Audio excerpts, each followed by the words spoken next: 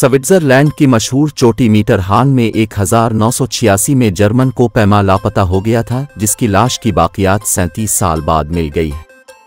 गैर मुल्की मीडिया के मुताबिक स्विट्जरलैंड की मशहूर चोटी मीटरहान के जुनूब मशरिक में ग्लेशियर इंसानी लाश की बाकियात मिली हैं, जो 1986 में लापता होने वाले जर्मन को पैमा की है और उसकी तस्दीक DNA टेस्ट से हो गई है। रिपोर्ट के मुताबिक ग्लोबल वार्मिंग में इजाफे के बाइस ग्लेशियर पिघलने से दहाइयों कबल लापता होने वाले हाइकर्स, सकरस और दीगर को पैमाओं की बाकियात की दरियाफ्त में हालिया दिनों में इजाफा हुआ है।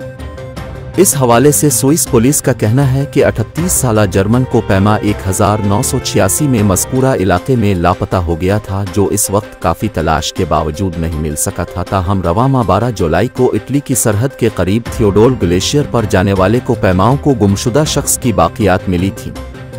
को पैमा की शनाख्त की तस्दीक के लिए बाकियात को तज्जिये के लिए करीबी अस्पताल मुंतकिल किया गया, जहां जीनियाती टेस्ट के जरिए इस शख्स की शनाख्त हुई है, लेकिन पुलिस ने ये रिपोर्ट आम नहीं की।